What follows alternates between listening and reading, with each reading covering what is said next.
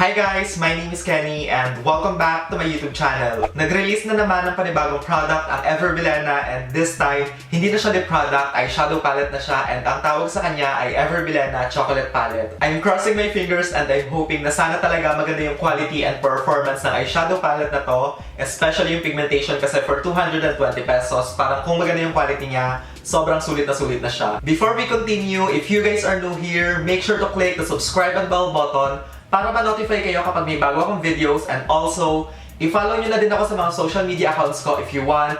Ilalagay ko na lang sa description box yung username ko sa Instagram, Facebook, and Twitter. Anyway, I don't want this intro to be very long, so if you guys want to know how I feel about the new Bilena Chocolate Palette, just keep on watching. Basic information about the new Bilena Chocolate Palette, ang presyo nito is 220 pesos. It is made in China, paraben-free, cruelty-free, 24 months yung expiration, and each palette contains 7.5 grams of product. Ito yung itsura ng box ng eyeshadow palette, and for me, I like it kasi it looks very classy and hindi nyo akalain na 220 pesos lang siya.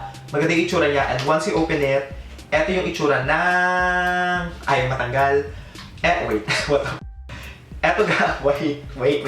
Yung actual packaging ng eyeshadow is made of plastic and scratch and dirt magnet siya. So, kung OC kayo sa mga eyeshadow palette, baka mas stress kayo dito kasi mabilis siyang magasgasan and madumihan.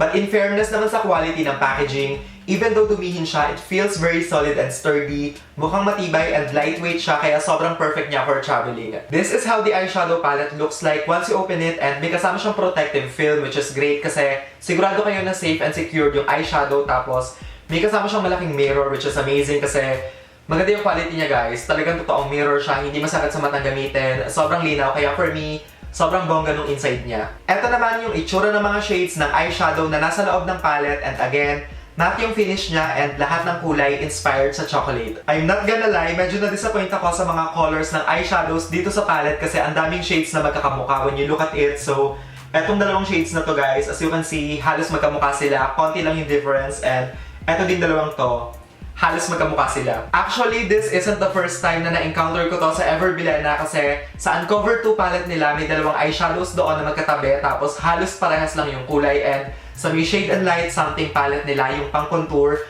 yung dalawang powders doon na magkatabi, halos parehas lang din yung kulay. Nananawagan po ako sa Bilena kung sino man po yung nag-iisip ng mga kulay na ilalagay sa palette nyo and yung nag-a-arrange, please, gusto ko po kayong makausap. Charot lang. Anyway, I'm just hoping na sana dito lang sa packaging sila magkakamukha kapag tinignan, pero once you swatch them and once na in-apply na sa eyes, iba-iba na yung kulay nila. Ang gawin naman natin this time is mag-swatch tayo ng mga eyeshadows para malaman natin yung feeling and texture niya. Then, yung mga isa-swatch ko is yung mga shades na feeling ko magkakamukha. Then after nun, ipa-flash ko na lang sa screen yung complete swatches. I'm swatching the eyeshadows na, and first impression for me, pino siya, guys. It feels very smooth and buttery.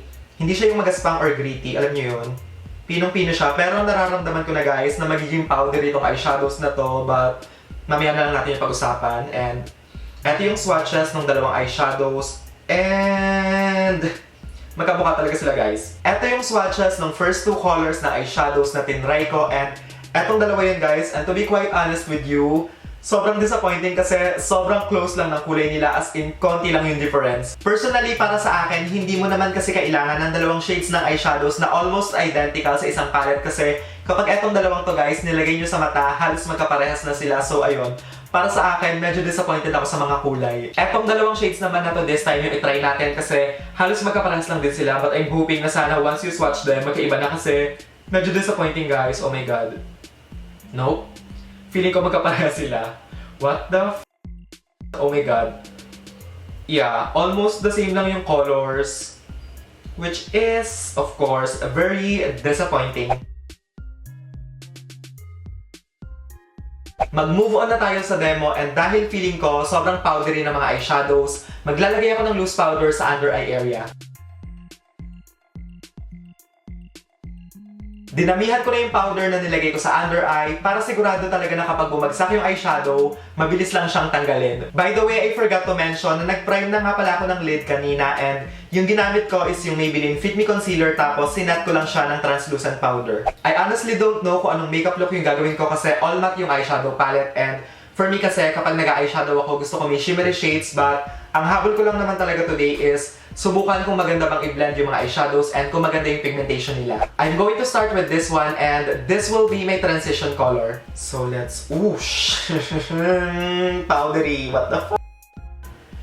It's so powdery!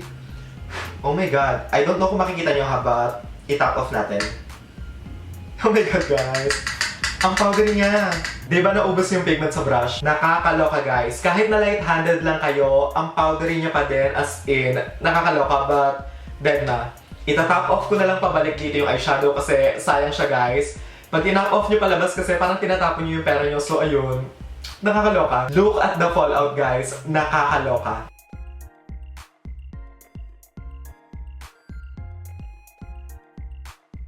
Hindi ko natiis, hinipan ko yung fallouts kasi kapag nakikita ko siya sa pan, nai-stress ako. Anyway, eto yung itsura ng first color kapag nakalagay na sa lid and in fairness naman guys, it's very easy to blend, hindi patchy, maganda yung color payoff niya and perfect yung kulay niyang pang transition. Ang gagawin ko naman this time is ida-darken ko ng konti yung crease and yung gagamitin kong shade is...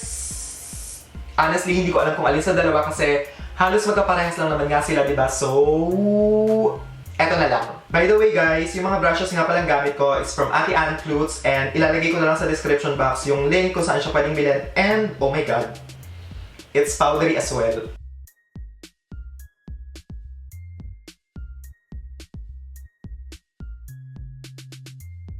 This time, ang gagawin ko naman is i-blur ko yung edges ng eyeshadow para mas magmukha siyang soft and diffused and yung shade na gagamitin ko is itong nasa center.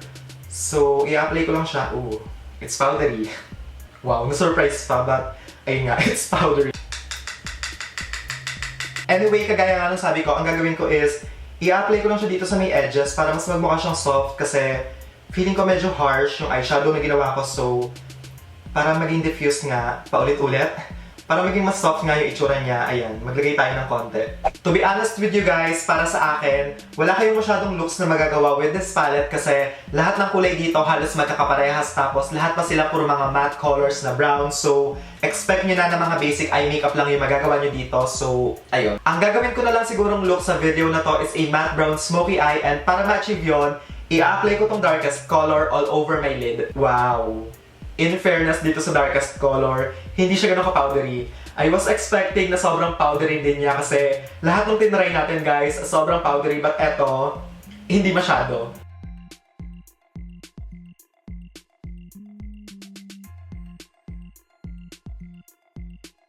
Ngayon guys, para maging mas soft yung edges ng darkest color kasi when you look at it, parang ang patchy ng kulay niya. Ang gagawin ko is babalik lang ako dito sa color na to tapos i-apply ko siya dun sa edges para, ayun nga, mas maging soft and diffused yung kulay.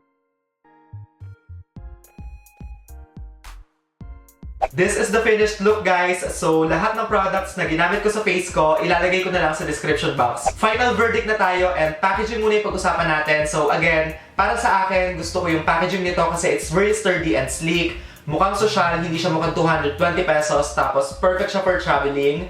The only downside nga lang talaga is that fingerprint magnet siya and mabilis magasgas and madumihan. Pagdating sa pigmentation, para sa akin guys, okay yung pigmentation ng mga eyeshadows na nasubukan ko kasi lahat naman sila kapag nilagay sa lid and nagsho-show up. Sa formula naman ng eyeshadows para sa akin guys, dito lang ako sa darkest color nahirapan kasi nga kapag in-apply sa eyes, medyo patchy. So with this one, kailangan talaga i-blend yun ng mabuti para siguradong maganda yung finish niya dahil kung hindi, ang patchy niya. In my opinion, etong eyeshadow palette na to, mas magiging bongga siya kung merong shimmery colors like kahit 3 shades lang sana dito sa palette ginawa nilang shimmery. So, eto guys, halimbawa, yung Sunset Cafe palette nila, di ba? Ang gaganda ng shades, sana kahit 3 shades lang dito sa palette na to, nilagay nila dito and ayun na. I'm sure magiging sobrang bongga na nitong palette na to. Overall, para sa akin, okay naman tong Bilena eyeshadow palette kasi yung mga kulay dito, pwede nyo siyang gamitin pang transition. So, kung wala kayong masyadong mga transition shades, eto guys, okay na okay yung mga shades na nasa palette na to. Tsaka yung mga eyeshadows kasi dito sa palette na to, pwede nyo rin siyang gamitin for contouring and bronzing. So, hindi lang siya for the eyes, pwede nyo rin siyang gamitin sa ibang parts ng face nyo. Will I still use this palette after this video?